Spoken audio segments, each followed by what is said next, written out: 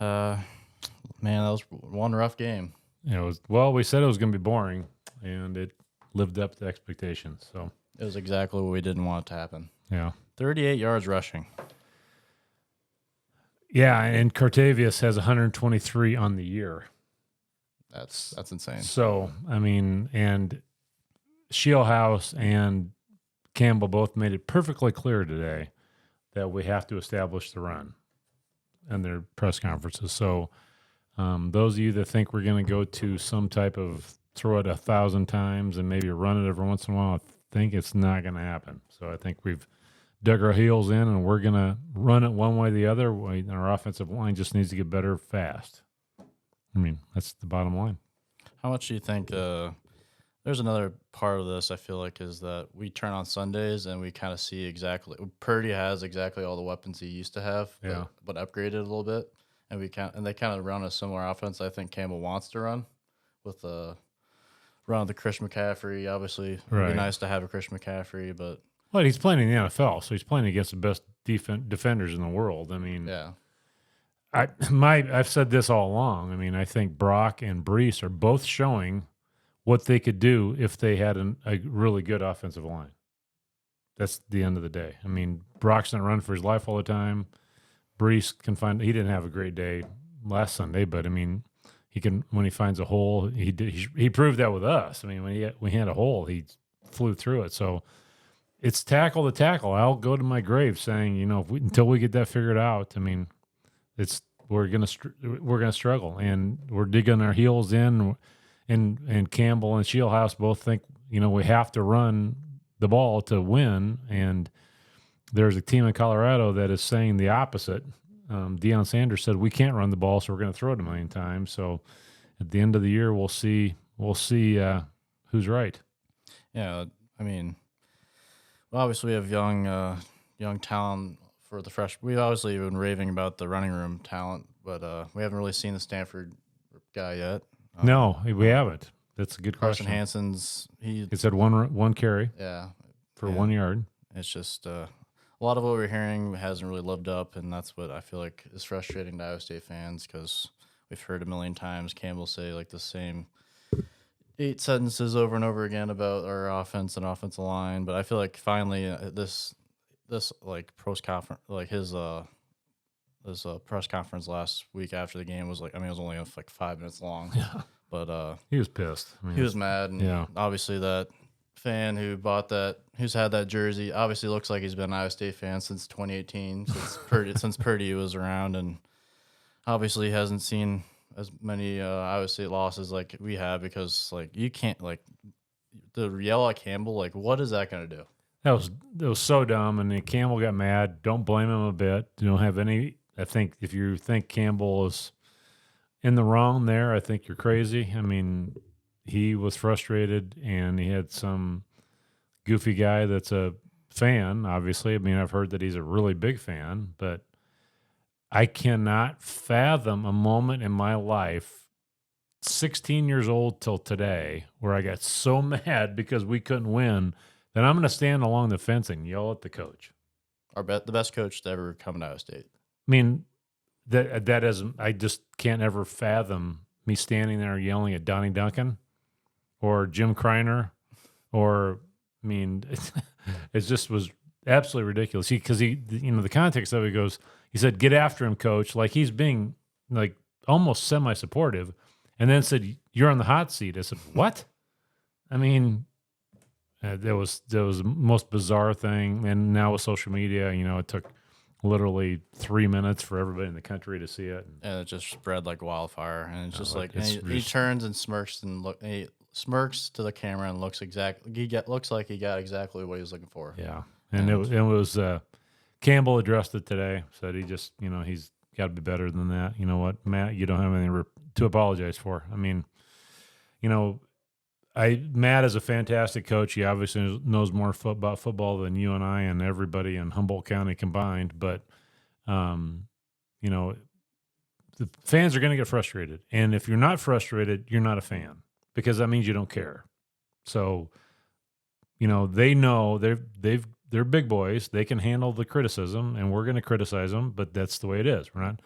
it's just like a coach criticizing a player. You're not criticizing them as people. You're criticizing the job that they're doing. If they're turning the ball over or not making a block, that doesn't say anything to you about as a human being. But at some point, we got to have higher expectations, and otherwise, we'll just keep recycling this. Get rid of the coach. He leaves. We bring in a new guy, and some consistency here is what we need, and we just have to weather through it till we figure it out. So, And like, if the sideline reporters, like, obviously they misguided and said it was food poisoning that was going around. yeah, which that wasn't true. And wasn't Campbell true. said he doesn't even know where it came from. But they started the game out talking about that, and like Yeah. that was in our mindset the whole game. Like, imagine if that she didn't say that. Like, we probably, like, the fan base would have been even worse. I feel like, because at least we, like, in our back of our mind had a semi excuse that we have all these young kids, and one thing after another. I feel like things keep going wrong, but just how many other schools have been going through the same thing, and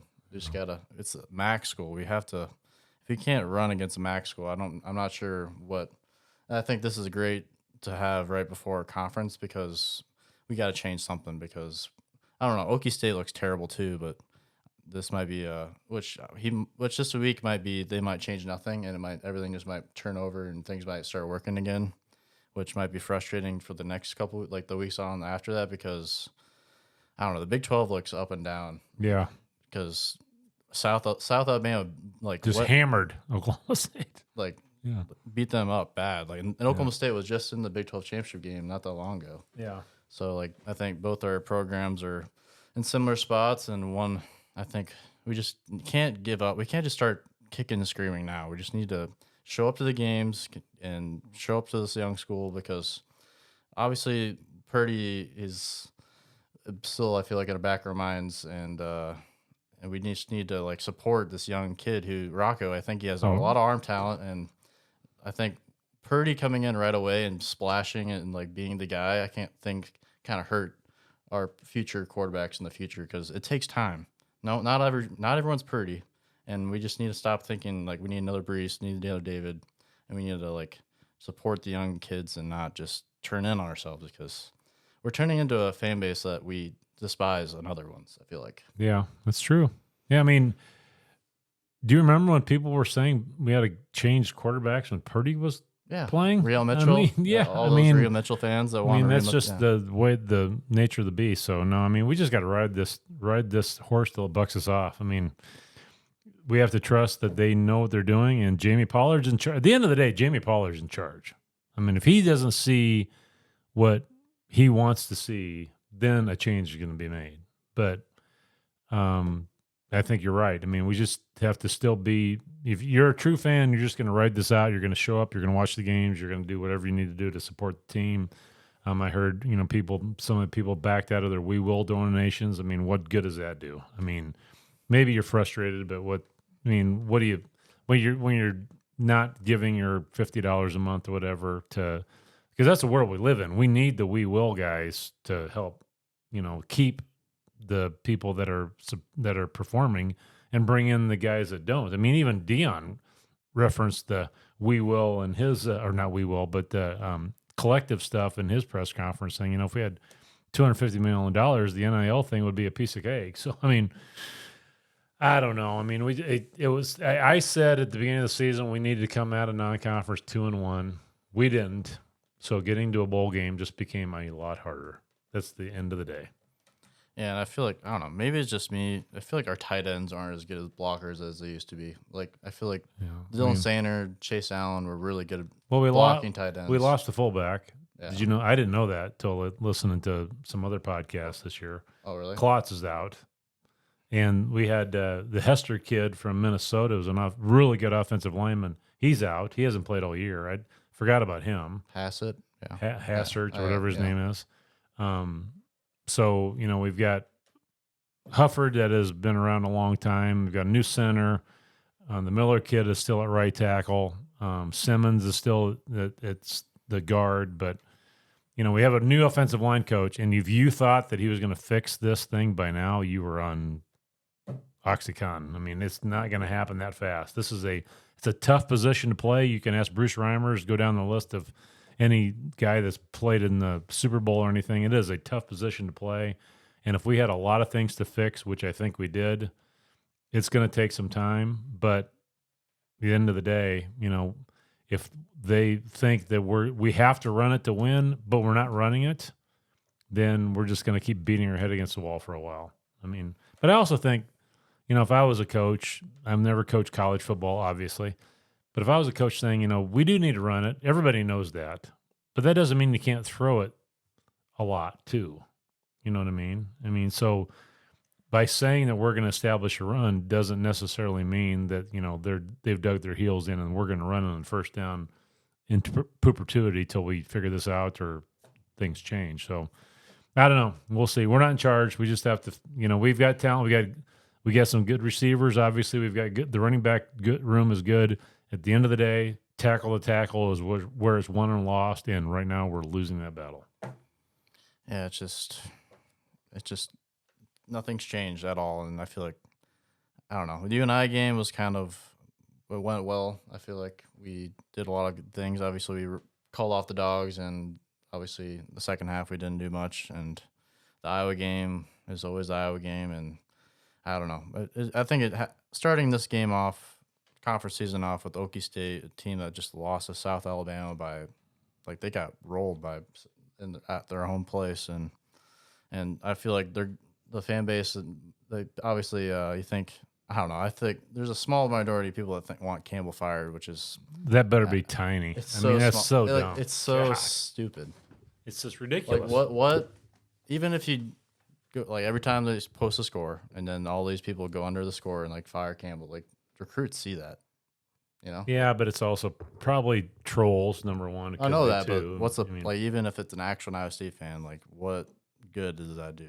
They're not paying attention. If you think we're going to get somebody better than Campbell today, I don't know. He's a good man. Everybody that we know that knows him says that. He obviously lives and breathes Iowa State right now. Probably could have gone to USC if he really wanted to.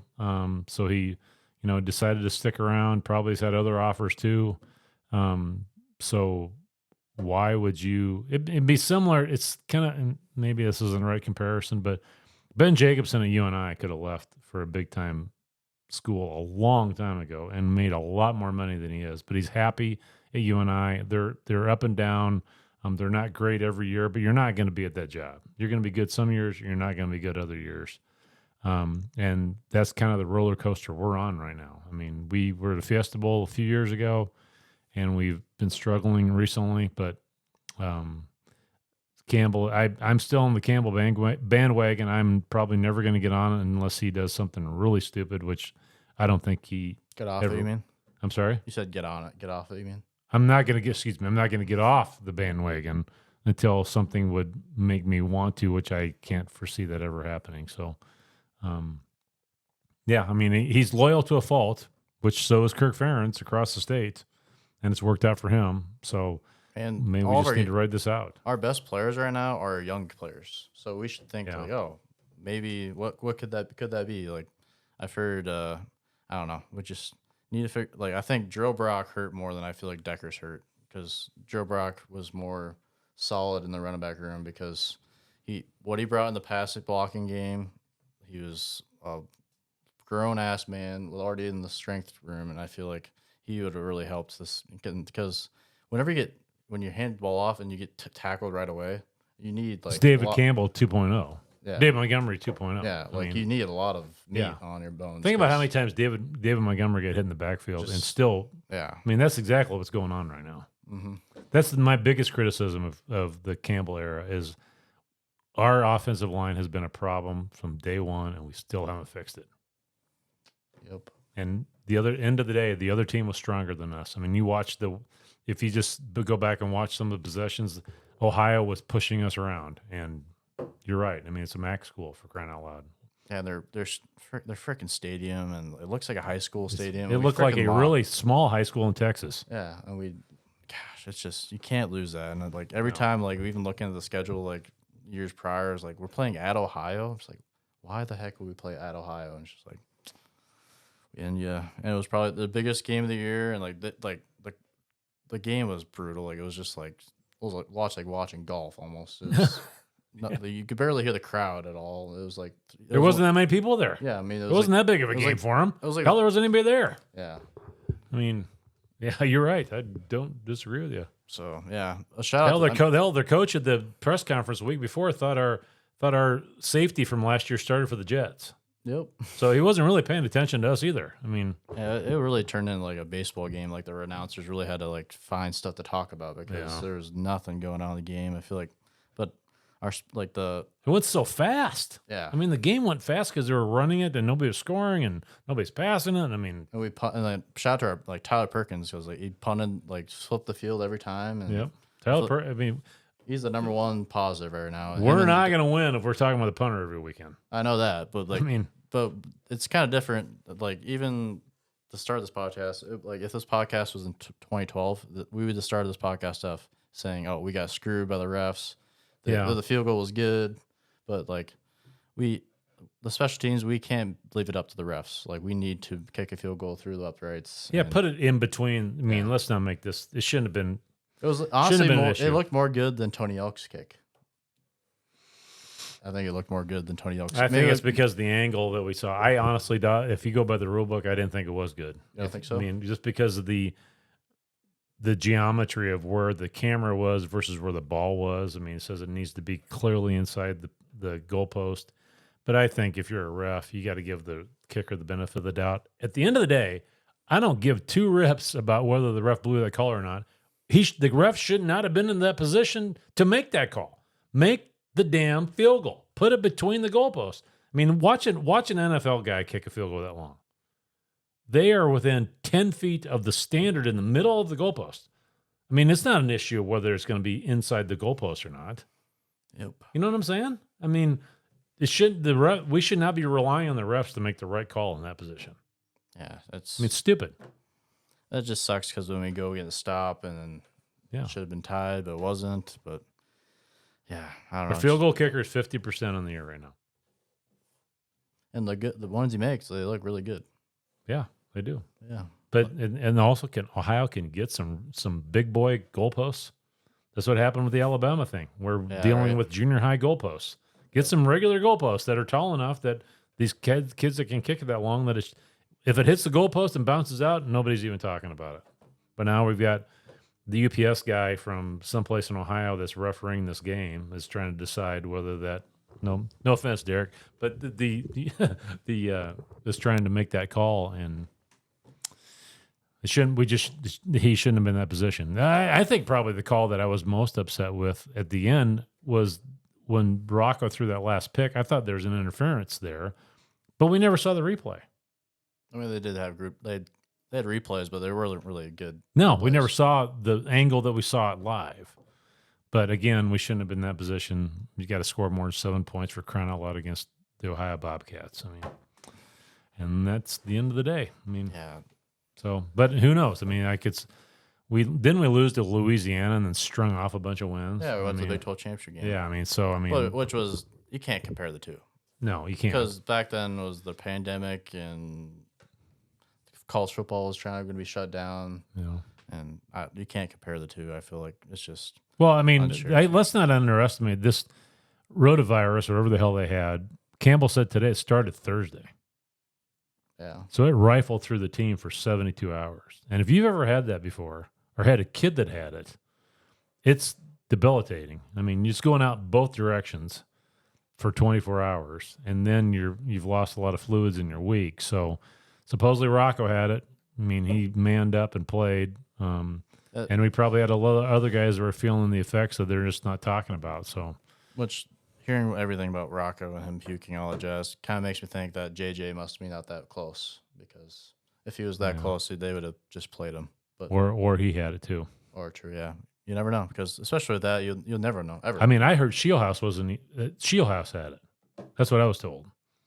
Yeah. And that he wasn't even calling the plays. Don't know if that's true or not. If it's not true, you can do whatever you want to me, but that's what I was told, that that possibly Shieldhouse wasn't even involved with the plays because he was sick too. I don't know. We still nobody's addressed it yet. We still don't know who called plays in 2018. So yeah, or that year. Yeah, Purdy's only year with that offense coordinator. Was I think his best year passing wise. I think. Yeah, I don't know. I mean, we got to move on. Got Oklahoma State. We got a chance to win. Looks like it could be raining. It's just like on the Sundays, it's just a completely different dynamic. Yeah. Watching Purdy and Dave Montgomery got hurt, which is a bummer. Oh, I didn't know that. Yeah, what happened to him? I'm not sure. He got carted off. I'm not sure. I think he's day to day, which I'm not sure if that's. Boys, what about that Colorado hit? Yeah. The kid he's got a lacerated liver. Yeah, it's bad.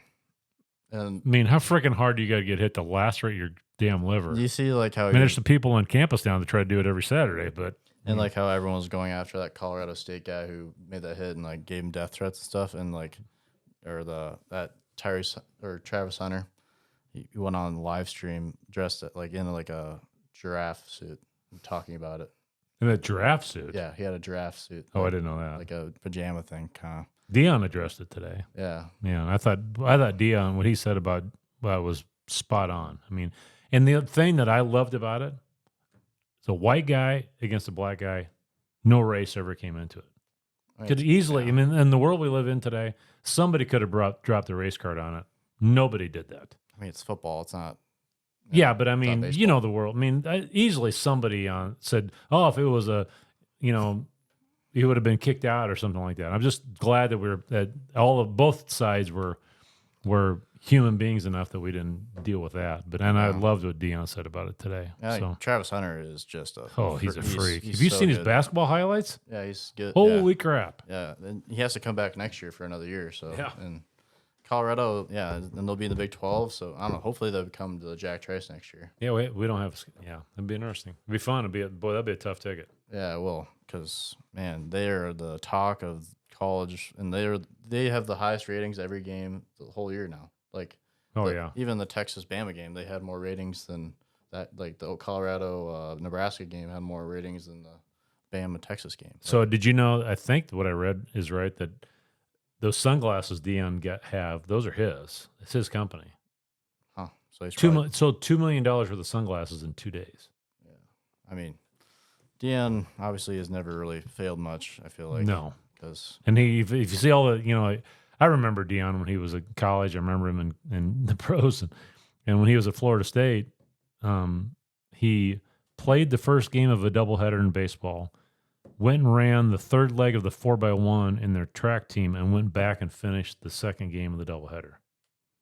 So he's a freak. That's insane. And his kids are obviously really good too. His son is a social media guy, and then his other son got a pick, and his other son, I don't like Shadur's talking a little too much crap, showing his watch to. Yeah. I mean, it's just the way it is nowadays. Like, you gotta, when the camera's on you, and especially Travis Hunter has like his YouTube page, so they're trying to get every content they can.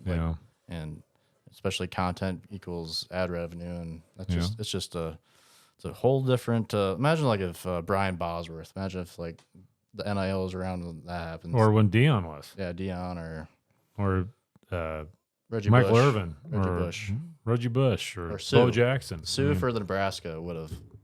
That 1 year, he would have cleaned up on like T-shirts and stuff. And so Scott Frost would have, for crying out loud. I mean, when Nebraska was in the heyday of Nebraska.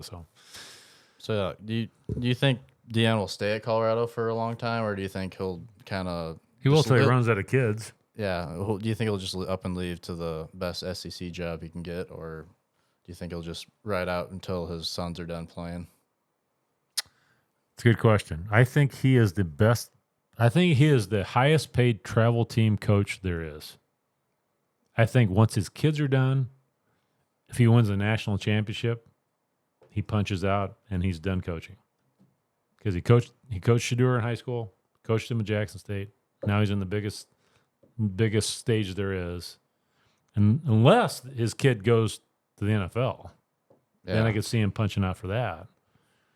But I think he's done. I mean, I think it's a 5-year window and he's done. I mean, why would you? He didn't need the money before. Yeah, I think he's doing this for fun.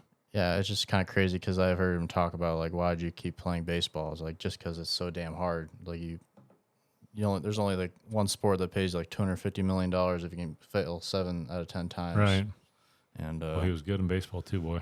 so he's taken I don't know. It's just I feel like Florida State really obviously Florida State's ranked 3rd and they're doing great on their own. Obviously they have a new No, I don't coach. think. I think Florida State didn't want him, so I think. But they if they imagine if they had him now, they're ranked 3rd, and no one's talking about him. Yeah. Right. I don't know. We're turning this into the Buffalo podcast, so we probably it's just kind of it's college football. I mean, that's the biggest talk of the. Yeah, it's all over because he's so good on the media and everyone. He just carves it up, and he's been doing it for so long. I think he's a good dude. Yeah, I mean, he's just he so talks good crap, but I mean, he can back it up. Hell, if I could run 4.340 or whatever he ran in the 4.2 or he ran in the combines, I mean, I'd talk a lot of crap too. But yeah, he can back. He's always been able to back it up, and and we'll probably have to get off this, but I thought one of the most interesting things with Deion that I saw is that the guy for the Falcons that he got in a fist fight with during a game, name escapes me right now, but they're talking about, they made such a big deal about it at the time. They started throwing punches on the field, and they were teammates before because this is after Deion left the Falcons. And then they looked at each other and said, "We're good." And so they were good before the game was over. Now they've been friends ever since. Yeah. But nobody ever talks about that. I mean, that was just two guys that a lot of testosterone flying around. But so yeah, what is his name? That's really driving me. Everybody's screaming at the radio right now. I can't remember. So like, what do you like when you're looking forward to the Okie State game this weekend? Like, what do you want to see happen? Like, well, our defense is still really good, even without Gary Vaughn. Dominic Orange played minimal snaps. So the defense they gave up 7 points or 10 points and lost, which shouldn't happen. So I think our defense is still as advertised. We got to get to 20 points. I mean, for crying out loud. I mean, that one way or the other. I mean, we got to make field goals. We got to be able to run it every once in a while at least. I think we're probably going to have to start throwing it on the first down and then run it. And maybe we can get ourselves in a second and manageable by throwing it. Maybe run a route that's past the sticks. That's just the biggest. That is so frustrating. It happened a ton Saturday too. Yeah, it's just. I mean, I feel Brock Purdy runs the quarterback sneak for the 49ers many times, Yep. and then Mark Sanchez, the color guy, is showing he's really good. By the way, he was talking about the technique that Brock had running the quarterback sneak by planting his right foot. I said, man, that would have been a lot of fun names. Could use that a couple of times. God, yeah, no, we got to get beyond the sticks. I mean, get a couple scores in the end zone and not rely on our defense. I don't know. It just wants to play better. I mean, I feel we got to get the offensive line figured out. I mean, we can't have a running back that's one of the highly touted ones that came out of Georgia 3 games in having 120 yards. I mean, he needs to have 120 yards on Saturday. I think our running backs, I feel like, are running backwards too. Like they panic and have to run backwards, and it should never be that way. And it's just like, I think it sucks because all these young kids are building bad habits because of the bad offensive line. And I feel like it's like if you go back to Paul Rhodes era, and I feel like there's so many quarterbacks and receivers and that just had so many bad habits because when you play right away and you have to play right away, and we just struggle, it's just well, we're also risking them getting hurt too. Yeah, because it's not natural for a running back to hand the ball off and have to make a move before he takes one step. Yeah. I mean, it's David Montgomery again. It's happened. David did that a lot, and that's happening right now. So it was Andre Rison is the guy's name. I just remembered the receiver for the Falcons. Anyway, so now, I mean, we just got the offense. It's the same old story. The offense is the issue. I mean, and where is Greg Gaines? Haven't heard a word from him yet. Carson Hansen, people were possibly comparing him to Christian McCaffrey. He's not getting a lot of touches. I don't know. I mean, my frustration is I'm just trying to parse my words a little bit. I'm not trying to say something stupid here, but it's a golden opportunity to right the ship. And then, can't you see us, maybe he was struggling Saturday, maybe winning, and then going out and beating some of the big boys because we just say screw it. We're gonna. Yeah, like does Texas want to come into November and play our defense? Like, or we got to go to Oklahoma, especially with our secondary with Texas is like obviously they obviously pulled away with whoever like Wyoming who they're playing, but they struggle with them most of the game. I feel like. So let's for the fun of it, since we're on kind of a downward swing because of Saturday, let's go through the rest of the schedule and go win or loss. Okay. Just for the fun of it. So we're sitting at 1-2. Oklahoma State Saturday in Jack Trice. I think it's a W. That puts us at 2-2. At Oklahoma the next week.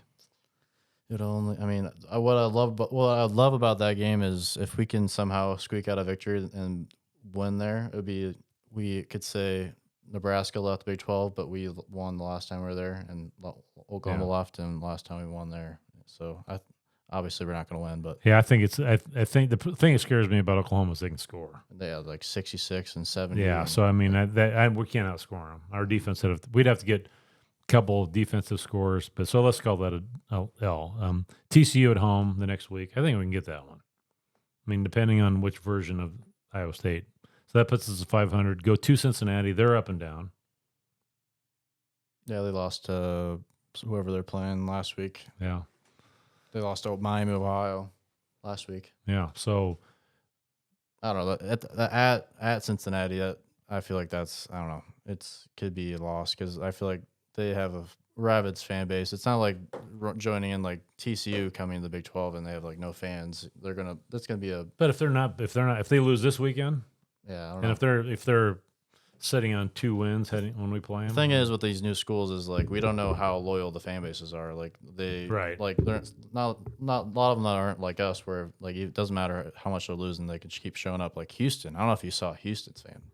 There was no one there. Yeah, well, they're just like they're not. It's hard to like. It's also Dana Holgerson. Yeah, but it's just hard to open up your first look of the Big 12 game and then you can't even fill up your stadium. It's just kind of a bad look. Well, it's Houston. I mean, and Houston is similar to Cincinnati. I mean, if the Reds are in town, who knows whether there's going to be enough people there at the game. I mean, so I mean, I'm saying we beat TCU, we win at Cincinnati, and then we have Baylor. So we can, in my opinion, I'm trying to look at the glass half full, everybody, but we're going to have 1, 2, 3. I say end of October, we're sitting on 3 losses. Bank on it. 3 losses. Okay.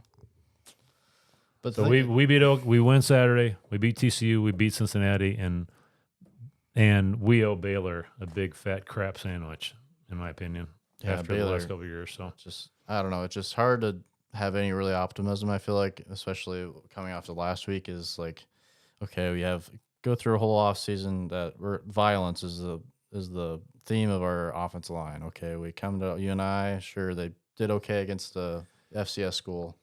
Play against Iowa, got pushed around the whole game. Go against Ohio, and you have 38 yards rushing.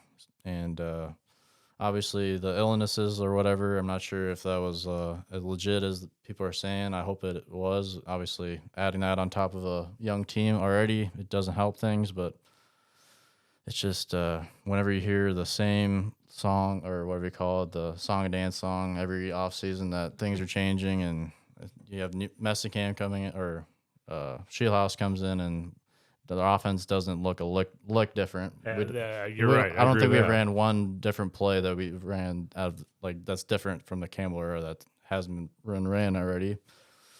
So if we need something to change, we need a player to start playing really well, give Bramer the ball or Ben Bramer the ball every time we can, and give Rocco some rhythm because if it's hard to have any rhythm with no running game, especially with this offense, and if the press conferences keep sound the same, they're not going to change the offense, and we just need one thing has to change or other because if we can't run the ball, it's going to be a lot of broadcasts like this, I feel like, until basketball season. Yeah, that's right. I mean, and the other side, too, is that, when you keep watching the show that doesn't get much better, people change the channel. Yeah.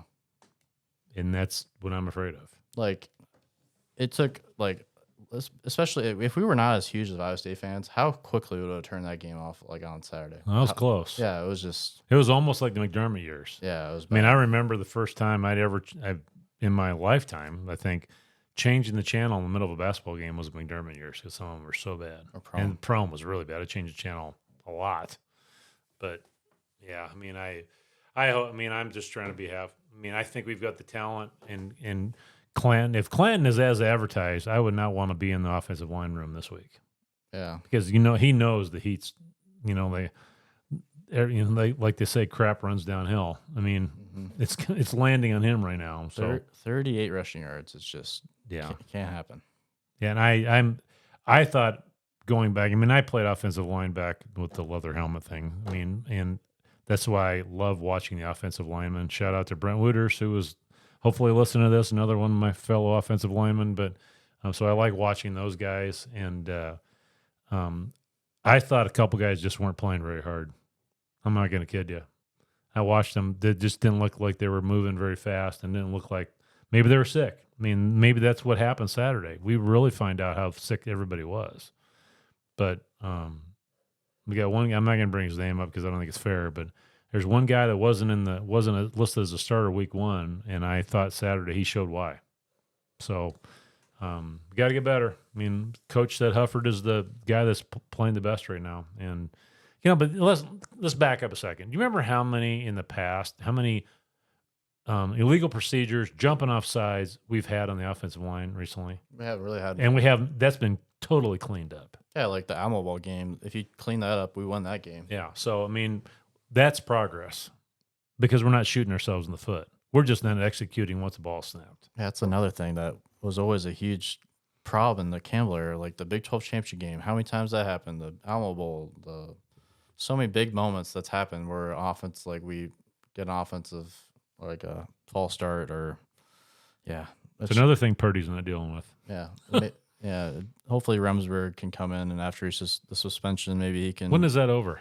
I'm not sure. I think it's a 6-game suspension. So not sure what game it is, but I think I don't know. You want to talk about that? The whole article that came out about Hanukkah this week? Oh, I didn't read it, no. So Hanukkah is not going to take a plea, and he's fighting it. And his lawyer put a long post out talking about kind of how this happened. And the first court order, supposedly, and if I'm wrong, I'm just quoting it wrong, so don't sue me. But the first court order that came out of this whole thing came out of Dubuque County. Really? And then the Johnson County DA, I think, pled out everybody almost right away. And then the Story County one, was charging kids. And, there's been pleas happen since then. But why Dubuque County? Yeah, that's weird. Why did their county attorney decide that he was going after this? I mean, and we haven't heard again anything about any other athlete in the state of Iowa that has been busted for this. So I think there's a lot of questions that need to be answered.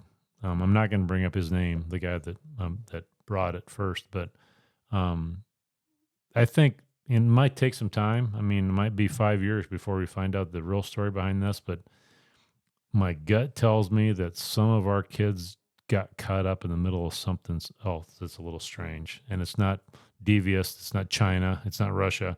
But it's just something that somebody had a bone to pick, and I have yet to figure out what it is. Yeah, so I wonder if this will be like a weird like documentary someday.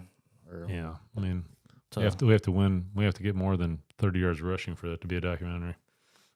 I mean, yeah, but anyway, so that's what came out. You can find it on Twitter and read it. I mean, it's too bad. I mean, it's ironic that the Iowa kids that got busted weren't or either transferred or not major players, and if you count up our kids that were sick, I think that's what they said. Count up the kids that were sick and the gambling thing. We had 7 starters from offense that were out Saturday. Wow.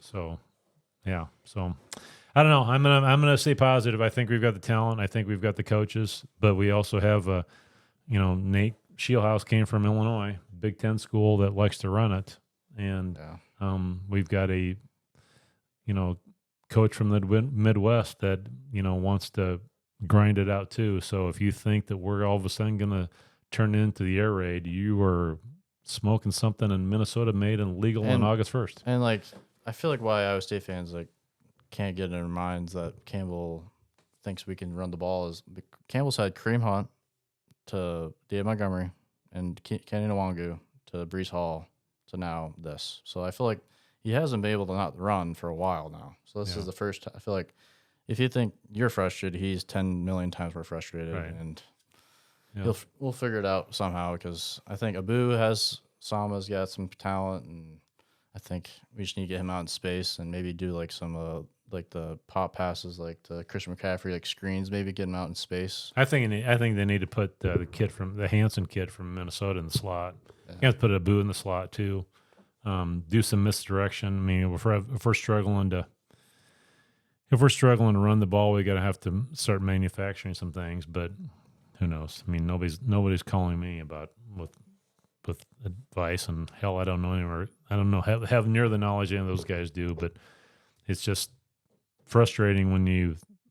I mean, I think the frustration is that everybody's excited, and then all of a sudden we have this happen, and now we're not. So, especially coming off an Iowa win where we've lost like that every single time in the Campbell era, I feel like, and adding on to a week of we're going to improve, and this week 38 yards rushing, and I hope it was the virus. Yeah, I really do. I mean, if you've ever tried to do anything after you've had the flu, it's not fun. Yeah. So I'm hoping that that's what it was. We will find out. Yes, we will. I don't know. I think we might, if we can win against Okie State and Mike Gundy and start. I feel like Gundy's on his way out. I feel like if we can start that, because we've always had a great battle with Gundy over the years, and I think I don't know, just make it more entertaining. That's my thing. Well, Gundy said at one point this fall, he goes, when we play. I don't know, he's TCU, they're going to roll us. And then one of his coaches says, we don't play TCU this year. So, that's funny. That's hilarious. I mean, yeah. I don't know. So, yeah. So do we need to – never mind. I'm not going to bring it up. So what else is going on? We need to – finally found the Ames Lager. Finally had the Ames Lager. I've had the Clone Fest from – Back Pocket. I haven't had the one out of Winterset yet, so that is a new phenomenon too. And now my favorite dude, Sammy Hagar, just came out with one that comes out October 23rd. So I mean, how many beers can there be? Yeah, I mean the market is saturated. It's a really low margin thing. I mean, I actually went to West O and bought it, and it was $12 a 6-pack. I mean, I think in the stores in Des Moines it's $14. I mean, somebody told me they paid $60 for a case. I mean.